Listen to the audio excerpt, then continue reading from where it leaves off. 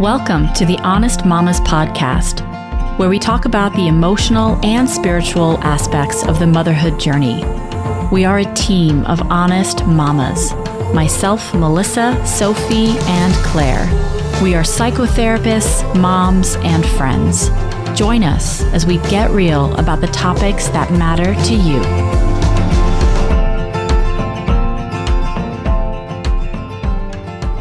Hello, everyone, and welcome to episode 44 of the Honest Mamas podcast. This is Claire. Today, I have the pleasure of speaking with Dr. Eva Zasloff, founder and director of Tova Health. Dr. Zasloff is a board-certified family doctor. She received her undergraduate degree at Barnard College of Columbia University and her medical degree from the University of Pennsylvania. She completed her medical residency training at Tufts with a focus in obstetrics, gynecology, and pediatrics. Dr. Zasloff is on the forefront of a movement to practice a new kind of family medicine that focuses specifically on integrative newborn and maternal care at home during what is called the fourth trimester. This new model better supports and empowers families during the first 3 months of a baby's life. It is a home-based method that provides comprehensive newborn medical care while supporting the postpartum mother with breastfeeding and general wellness. In addition to being a badass doctor, Eva is the mother of 3 boys and has been practicing family medicine in the Boston area for many years. Here is my conversation with Dr. Eva Zasloff. Hi, Eva. Thank you for joining us today. Oh, it's such a pleasure. I love what you guys are doing. Oh, thank you. Likewise. So as we get started here, I'm wondering if you would share with the listeners a little bit about your background, just kind of who you are, and you are a doctor. So a little bit about how you chose that path. Sure. So I am a family doctor. So that means that I'm trained in both pediatrics and also in women's health. Mm-hmm. And I'm a mother of 3 boys. And about 2 years ago, I started this new model of care, this new way of taking care of the fourth trimester. Mm-hmm. Can you explain what the fourth trimester is for people who don't know? Absolutely. So it's kind of this newer term that's thinking about the mother and the baby during those first 3 months that the baby has been born. And what I'm very fascinated by is the symbiosis, the interconnection between the baby and the mother during this time, in terms of biology, in terms of emotions, in terms of physiology, everything. There's still such an amazing interconnection that's happening. Yeah, that's so sweet. My response is like the sweetness there, because I think we tend to focus on baby a lot, and it's sweet to hear about this interplay that's so fascinating. Yeah, and I think that, there aren't that many moments in a human's life where how you're doing directly is linked to how another person is doing on a physical level, right? Yeah, that's so, yeah. That's you're feeding your baby with your body. Like how much crazier does it get than that? Right? No, not much. Not much. Right. So the idea of my practice came from probably a million different experiences, but definitely going through the birth process and then being postpartum and really wanting a certain kind of care for myself and for my baby, but knowing that it just didn't really exist. And then as a doctor, over and over again, caring for new families, wanting to do it a certain way, but feeling frustrated that it couldn't quite fit in the system that we had laid out. Yeah. Wow. So how did you forge that path? How did you make it happen for you as a doctor? What did you have to do to create that? I think the biggest part, the hardest part, was just taking a leap of faith into trying something different. That was probably the hardest step, which is probably how it is for most of us when we do something new. Yeah. And then it's just been a lot of trial and error in terms of what's working and what's not working. But the basic idea of my practice is that instead of going to a doctor's office a day or two after you come home from a hospital or a birth center, or after however you've given birth, Instead of going to that first doctor's appointment, that pediatric appointment, instead, myself or my nurse practitioner will come to the family's home and we will provide the care that I was doing otherwise in an office, but I'll do it in the family's home. And I'll also not only take care again of the baby, but I'll spend an equal amount of time talking to the mother and talking about breastfeeding and talking about mood and talking about all of the physical things happening to the mom. Because right now, I mean, one of the main reasons that I felt like this was such an important thing for me to try out was because I feel as though we're somewhat neglectful of postpartum women. Right? We go through this crazy moment. And then we're kind of left to figure it out, you know, and it's not even just like on an emotional level, but even on like a physical, medical, biological moment where we're left out there trying to sort it out. So that was a big part of my goal, was to see how I could creatively rethink it. Right. Yeah. It's like, here are your mesh undies. Here are your pads. Like, see you later, you know? Right. Aww. So when would a mom, I literally can't remember, but how soon are moms supposed to go back to the doctor, like an in-office outpatient setting? Isn't it weeks? It's like the next day. No, it's like the next day. It's like the day or two after they've come home from where they've given birth. Okay. Yeah. I blocked that out. Yeah. Yeah. So instead of having to get up and out of the house, mom can just be at home with baby and then you show up.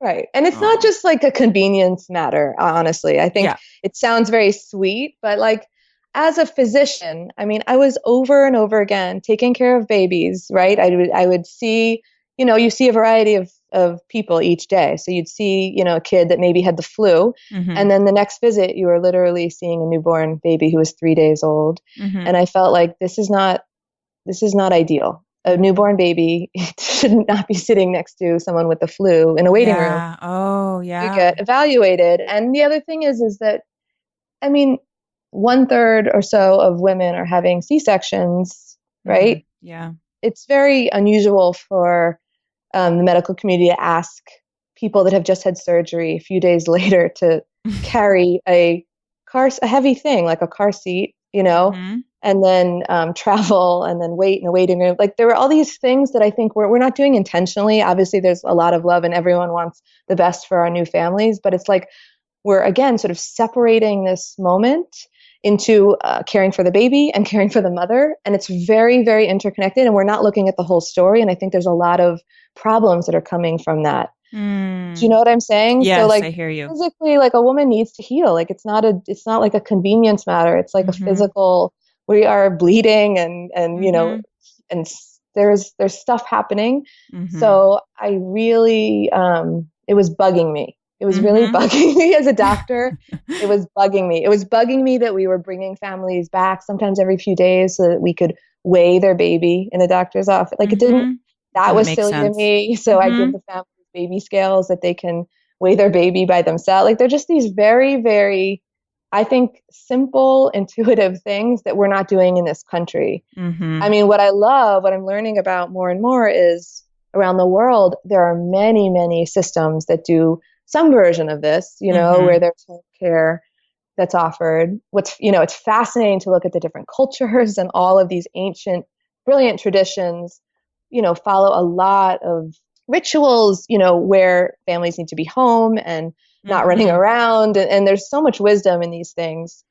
And then meanwhile, we're just not doing that in this country. Right. And it's not setting the tone. There's all the medical reasons, the emotional reasons, but it's also culturally not setting the tone of honoring this incredible moment, as you said, and also this incredible connection between mom and baby and really nurturing that fully. Right. Yeah. Exactly. And I'm really fascinated by the interconnection. And I feel like there's so much want and discussion about breastfeeding and how we really believe in it. And we all know that's the case. But I feel like we don't set our families up to succeed. Mm-hmm. Again, because we're just not really supporting each, the family. Well, and I like what you said about, the simple intuitive changes, like giving families a weighing scale. I know when I was breastfeeding my kids, I had some different struggles and concerns, and to be able to weigh my baby myself, it just would have reduced my anxiety so much. I was waiting, to go to lactation consultant or to go to the hospital, and just to have that feedback right there would have been so useful. It makes a lot of sense. I know I'm thinking of the Netherlands. I believe it's the Netherlands where they send moms home either with like a postpartum doula, which I know is not a doctor, or a midwife, or I think they do in-home visits. I don't know if you know about that specifics. Yeah. I mean, there are a lot of different ways that this is done in a caring and respectful and safe way. Mm-hmm. We're just not really consistently doing that in this country at all. Mm-hmm. Wow. So as you thought about making this change in your own professional life and taking this leap of faith, what did you have to sort of leap over? You know what I mean? Like, I get there's probably an internal process, but did you feel like you had to leap through or over, the community of doctors that you're in, or, was there, what was that like? I mean, in general, I think when I tell the story of what I want to do and how I got here, there's such an amazing response to it because we, so many of us have had challenging birth experiences or hard postpartum times or issues with our newborns. We all relate to this craziness, and real challenge. Mm-hmm. So I think, honestly, the response has been like, of course somebody should be doing this. Like, good for you, Oh, great. That's awesome. So I think that the response has been amazing, like in terms of fellow physicians and midwives and doulas and lactation specialists and consultants. It feels like I can be a really nice bridge in a lot of ways, and sort of fill this void that that's really there. So this response for that has been awesome.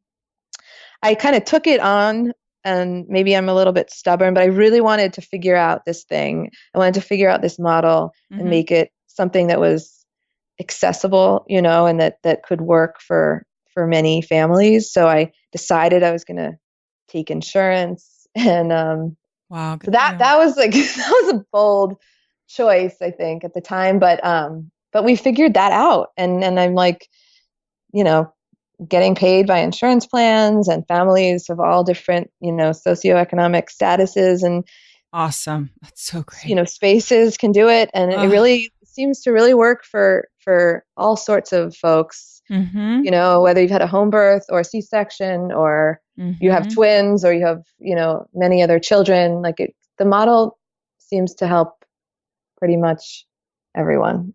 Wow. So hopefully, other doctors can follow in your footsteps and this can become more, well, hopefully eventually the method or the primary method. That's so exciting. Yeah. I mean, I would love for it to be an option, for families that would want it. Yeah. Do you find, this is something that the co-founders of Honest Mamas and I have talked about a lot. Do you find women tell you their birth stories? I mean, not that you have, necessarily the type of time that would be ideal to let that unfold, but do you find that women share with you their emotional or physical or experience of birth? Is that a part of what happens? Oh, that's a big part of what happens. That's a big part of what happens, Claire. It's like, it's so special for me to be able to meet somebody in their place and in their home, and to sit with them and have tea with them and just be able to listen and be there and meet them where they are. I think we start from a very different place than how I was starting, a visit in a doctor's office. So it's completely different.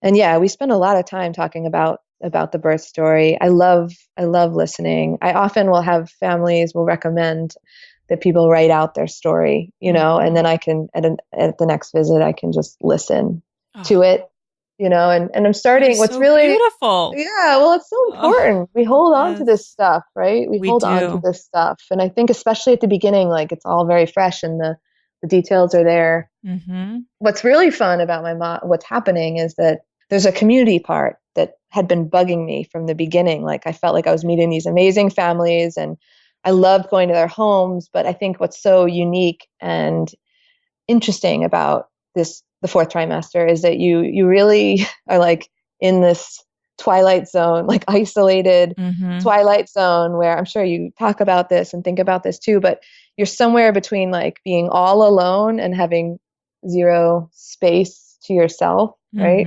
Physically, you like have no space. Right. It's a very aren't paradoxical space. Yeah. Right. So what's happened, what's really kind of beautiful and I'm loving about this model is that we've started to have get-togethers. Actually, every week we have like get-togethers where the moms can come together and the dads and the babies and meet up and just like hang out and have coffee. And it's super casual. Yeah, it's amazing. And I go and I can, and it's really fun. But we're also planning a birth share that we're gonna have coming up where families can come together and share about their experiences in a group. Wow. My mind's a little bit blown in the best way. It just sounds like everything that's needed and everything it sounds like one good answer to the whole reason that we started this podcast and created Honest Mamas. And so I'm just really grateful to you for being bugged. I like this bugging that happens to you. I hope it happens on a lot of other things, but I love how, our inspiration can sometimes start with these things that just feel so annoying and so wrong. And so it's something so beautiful has come out of your annoyance. So I love it. Keep it going. Yeah. Thank you. Yeah, it's pretty good. It's definitely the most rewarding medicine I've ever done. I definitely went into medicine to do something that felt true, and it took me many years to come here, but I'm in a place that feels really true and really like opening. Yeah.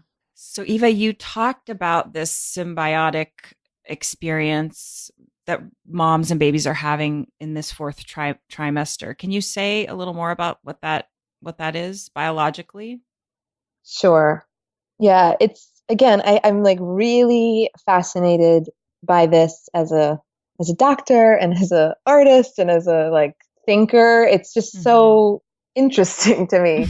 So if you think about breastfeeding, there's on so many levels, things are happening, together. So for instance, when your baby is latching onto your breast, you are being signaled from your breast to your brain down to your uterus to contract. Right. To heal your uterus. Like how crazy is that system? It's a cool system. Well, and I've heard this thing about the saliva from the baby. Yes. What does that do?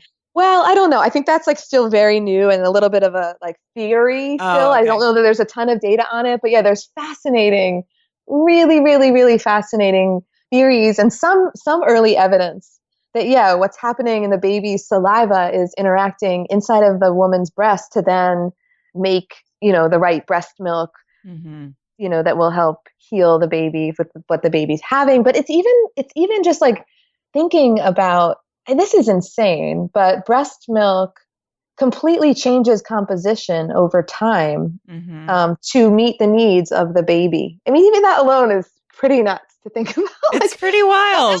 Happen where you don't pee and your pee changes over time for some other person's like life force. Like it's true. It's very crazy. It's very, very crazy. And so like, for instance, I don't know, there was this big, there was a lot in the press, maybe like a year or two ago about these simple sugars that were found in breast milk that we couldn't really figure out what the point of them was. And then we learned, or the thought now is that they're actually not feeding the baby, but they're feeding the good bacteria or the microbiome in the baby's gut. Okay. Ooh, so it's like feeding the bacteria in the gut. It's like feeding the thing that's feeding on the baby's gut. That is crazy. It's so crazy. But the thing that's even crazier that I'm just learning is that you make more of that so it's strongest in concentration in the colostrum actually. Mm-hmm. And that kind of makes sense because it's the very first few days of the baby's life when their gut is like brand new and they really have to establish, what's going on there. Right. So it's like seeding kind of the soil in a way. It's like It's providing this kind of fertilizer. nutritional bacterial beginnings. It's like fertilizer, right? It's like you're about to seed it and they're like putting the right stuff in the soil to get it ready. That's so cool. It's so cool. Yeah, it's so cool. But there are a lot of things that are like that. Mm-hmm. It's pretty magical. I have can I ask you a selfish question? I realize this is, you're not seeing me as a doctor, but so I'm still nursing my 2.5-year-old only like a couple times a day, if once or twice a day. But I'm just so curious. Do you know anything about like the nursing at this time?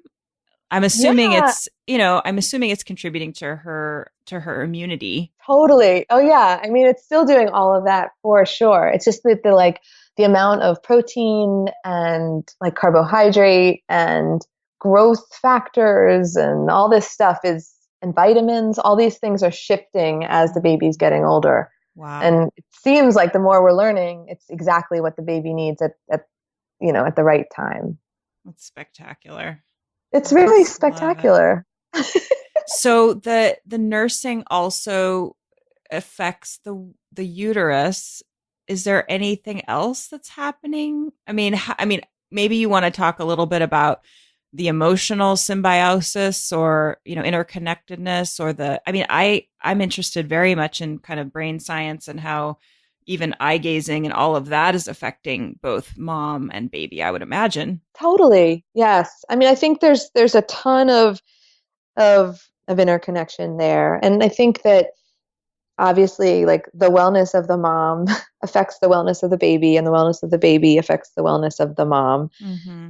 Eva, I'm wondering, what kind of feedback you're getting from the parents that you're seeing at home. What do they say to you? They like a lot. They like a lot. Yeah. No, I'm just reaching. I had this crazy thing happen where we're hitting our 2-year anniversary mark coming up soon. Wow. And we actually had a brunch and we had a get together. And as a surprise, one of the moms presented me with a 2-year anniversary book. And basically all of the family, like probably over 70 families had contributed to making this book with photographs of the families and photographs of me with the families. And I was like a puddle of tears because each page was its own journey that I had been witness to, and been part of. And so it was like this, it feels like it's like the Bible for me. It's like the holiest book I've ever received. It was really like so touching. But I think that people leave the hospital in this panic state. Like you leave the hospital, your baby's losing weight, you're trying to figure out how to nurse, and you're getting all this advice from nurses and lactation folks and physicians, and everyone means well and everyone's doing their best. But often families go home with feeding schedules that sound something like, nurse for 40 minutes, then pump for 40 minutes, then feed the baby with what you pumped, maybe supplement with formula, and then start over. And this should be done every 2 hours around the clock. Yeah. What? Yeah. And that's about 20 hours of work after you haven't slept for many days. Yeah. And that's how you're sent home. Right? So that's a big problem. That's a big problem because, again, I think the intention is really good. Like we're trying to figure out how to get the milk supply going and how to make sure the baby's latching and all this. But what happens is there's not someone that's willing or able somehow to like catch it or to truly, I think, embrace the next phases of this schedule that so many families are receiving on their way out. So they're kind of left like, what do we do now? Like, is this going to go on forever? Like, how do we handle it? So I think that, I know that a role that is really helpful for the families that I'm able to play is to kind of step back and say, like, what part of this is going to work for you and what part of this is not going to work. Let's make a plan that's actually not going to make you go crazy, And so I feel like that's a lot of what I do with the families is again, just sort of taking a step back and being like, okay, the baby's gaining weight or the baby's not gaining weight, or you're struggling with this, or you're having pain that, and then looking at the whole thing and being like, is this sustainable? Like, are you getting sleep? Like, are you okay? Like, right. Are you okay? Like, it's such a basic question. I don't think anyone's asking the moms, like, are you okay? Like, I don't know who's You're doing gonna that. make me cry. Yeah. It's just, that's what moms need to be asked, because if like they so can say no or yes, it's so empowering, and to be able to take the next steps for themselves and their families, whatever those might be, and have a trusted advisor there is just right. wonderful. And it's also like, right. And it's like, are you okay? You're not okay. It's also like, yeah, you're freaking out because like, this is a crazy time and you just been through this crazy thing. And like your body's doing crazy things. And you're the crazy your time. Your hormones are like doing somersaults right now, which is what they're supposed to do, but they're going to make you cry. And, there's just like, I feel like we're on the cusp of good things in our culture. Like we're on the cusp of figuring out how to teach everyone how to breastfeed. And we're on the cusp to like really figure out postpartum depression and how to treat it. But instead we're like all about like these warning signs and red flags and you have to do this and you have to do this. But like nobody's actually like holding anyone's hand. Right. There's no relationship. There's no relational energy. There's no, there's no togetherness. There's no collectiveness. Right. So then like people are home kind of don't know what the heck's going on. Their boobs are like hard as rock. They're engorged. The baby's not getting, like, they don't know. They're counting peas and poops. And they don't know what to do with all this stuff. They're crying. And then they're like reading about postpartum depression. They're like, do I have postpartum depression? Is my baby losing weight? Is this normal? Blah, blah, blah, blah. Just this like. It's a panic. It's a panic. Panicked time. Yeah. Well, and I love that what you're doing is normalizing so much of it, and you're really providing that yard post. Like, hey, you might not feel okay, and that's okay, but also this is normal. This is a very incredibly challenging time, and yes, it's beautiful, and yes, it's miraculous, and yes, it's hard. It's a pain in the ass, literally, right, and figuratively, literally, right, yeah. So right. I think that having that message person to person is just so powerful. Yeah, thank you. It is, and again, like for me, I just feel so blessed because I feel like I spend my days just feeling really honored to be part of this time. It is such a sacred it's a crazy time, but yeah, it's really sacred, and it's really vulnerable and intimate. So I'm so thankful that I get to spend my days doing this. Well, it's clear to me that you have the heart of a healer, and I'm just very grateful for your work. And is there anything, as we wrap up, is there anything that you would like to say to moms out there, or is there anything you want to say to supportive partners, or is there anything else that you want to share today?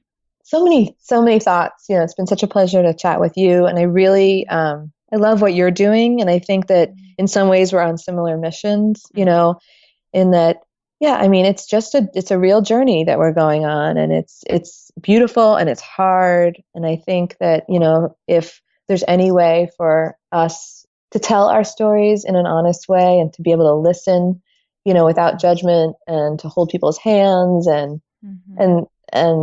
just try and be open to rethinking maybe how we're doing things a little bit, to provide space and truth, and honesty in this space is everything, I think. Yep.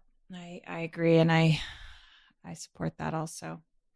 Well, Eva, thank you so much again for your time and all the beautiful work that you're doing. And I'll make sure that people know how to find you, and keep enjoying, keep feeling blessed. You definitely deserve it. You too. It's such a pleasure.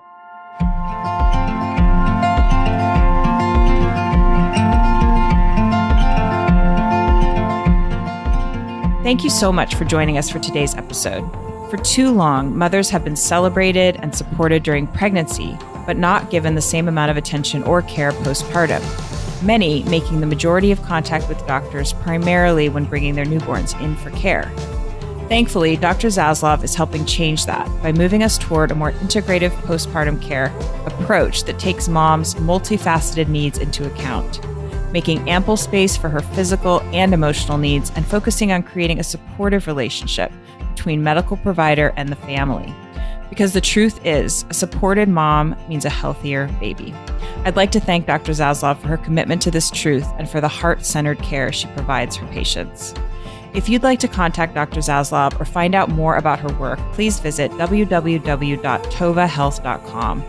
To get our show notes, sign up for our e-course, or get more information, go to www.honestmamas.com/episode 44.